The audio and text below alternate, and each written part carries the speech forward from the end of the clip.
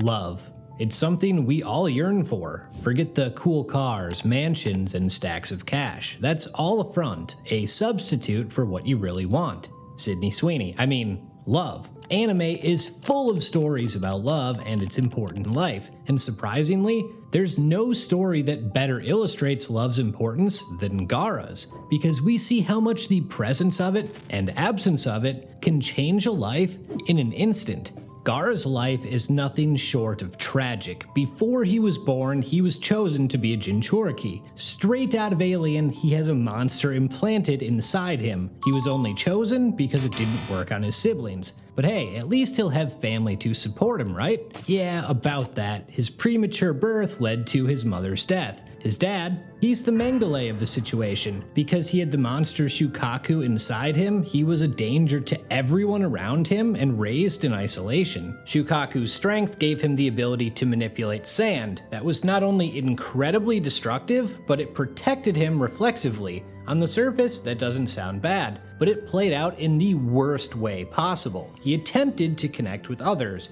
When he tried to show he meant these people no harm, inadvertently, they ended up harmed or even killed, and because his sand always protected him, he couldn't relate to the physical pain they felt by his hand. It gets worse. Under certain conditions, Shukaku could overtake Gaara's body. Those conditions were Gaara sleeping. Can you think of a more miserable existence? Imagine being born with a demon inside you that others chose to put there. You're so dangerous that you have no chance of developing any relationships because you're in constant isolation. Oh, and if you take a nap, the demon could come out, basically proving everyone who hates you right. You basically have Freddy Krueger living in your stomach. I wouldn't last a week, let alone years. He couldn't comprehend physical pain, but Gaara did come to know a different type quite well. Loneliness was ever present inside him. Gaara asked his uncle about it, who told him that outer pain heals over time, but inner pain can only be cured by love. This didn't help. Since he only understands the latter, hearing that the former is temporary certainly didn't make it any easier to relate to others. It reinforced in his mind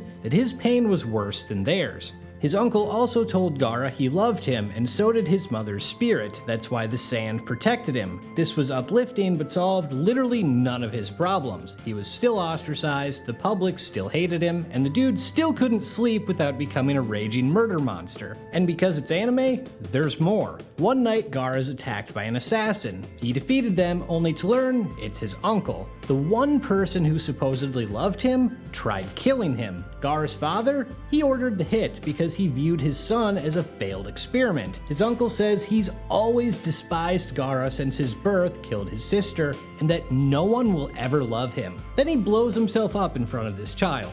I'm sorry, if that happens to you, you're coming out weird. You just are. The one thing he could cling to in his miserable life was that someone loved him, and that person not only tried killing him, but killed themselves in front of him. Plus, his dad wants him dead, which would probably add doubt that his mother ever loved him. The only person who could possibly love him is himself. And while he Mike Tyson's a mark on his face to proclaim his self-love, it's hollow in meaning. He's empty inside, and just as much of a shell as his sand armor. The insecurity develops into rage at those who have what he doesn't. It's tragic because this could have been avoided. It's not surprising decisions outside his control led to him becoming a man hell-bent on killing others. When a simple friend or just not being an MKUltra lab rat could have stopped all of it, there's proof of this later. So when we first see him in the series and he seems like a psychopath, there's legitimate reasons why. But the Chunin exams are important. When he fights Rock Lee in one of the most epic fights in anime, there are numerous new experiences he goes through. When Lee drops his weights, he's fast enough to bypass Gaara's automatic defense. After Gaara is hit with the Hidden Lotus, he suffers real external pain. When he tries to end Lee's life, Guy steps in to stop him. For maybe the first time, Gaara speaks like an actual human and asks, why would Guy do that? Helping others is something completely foreign to him, and yet I'm sure he's wondering, why can't anyone do that for me? Guy's answer, because Lee is precious to him, is something Gaara can't understand. But the collection of these experiences do resonate with him. He's seen a different side of people and the world. But because he doesn't understand it, his initial reaction is to do what he's always done, allow his insecurities to consume him, and lash out. He literally tries to kill Lee in the hospital. It's his fight with Naruto that cements a change in him. Naruto is like Gaara. They both unwillingly had a monster placed inside them. They both grew up without support systems, but their responses were completely different. When they fight, Naruto has no interest in killing Gaara. He just wants to protect his friends. He's only fighting for them. Gaara fights for himself. Only when he's defeated and empathized with does he see the error of his ways.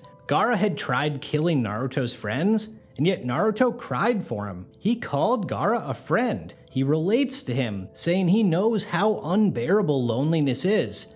For the first time, someone understands him. If this had happened earlier, his life would be completely different. The best visualization of this comes far later, when Gaara's in his own version of Utopia after being placed under the infinite Tsukuyomi. Feels warning. Gaara's paradise is simply him and Naruto playing together as kids. All he's ever wanted, not unlike many of us, is to have friends and be loved. It's a while before we see him again, but when we do, he saves the man he once tried to kill, Rock Lee. He's remorseful for his prior actions. He spent 2.5 years trying to do better, gaining the respect of his village and becoming their leader, the new Kazekage. Someone who has never shown kindness ends up being one who extends it to others. And then he dies protecting a village that had tried to kill him. It's one of the biggest 180s I've ever seen. You could argue this change felt abrupt, and you wouldn't be wrong, but I do think it makes sense. From Guy standing up for Lee to Naruto's efforts to protect his teammate to realizing he and Naruto are the same, it was one lesson after another.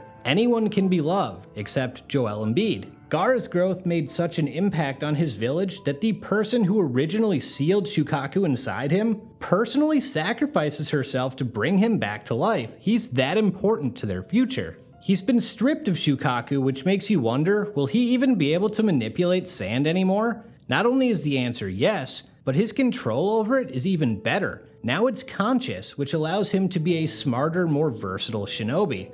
Also, dude can sleep now, so that can't hurt.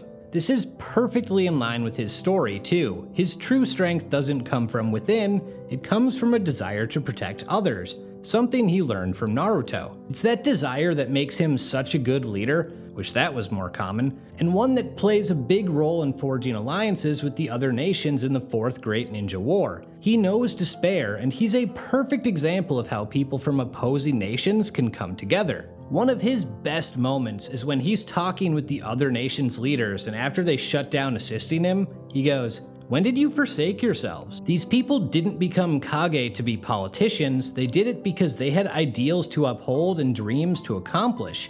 That's why Gaara is here now. But over time, they let those ideals become corrupted by greed and self-serving behavior, and he rightfully calls that out. And who better to do so than a man who had literally given up on others and tattooed his own face to say self-love? The most validating part of his story comes shortly after. In the Fourth Great Ninja War, he ends up having to face a reincarnated version of his father.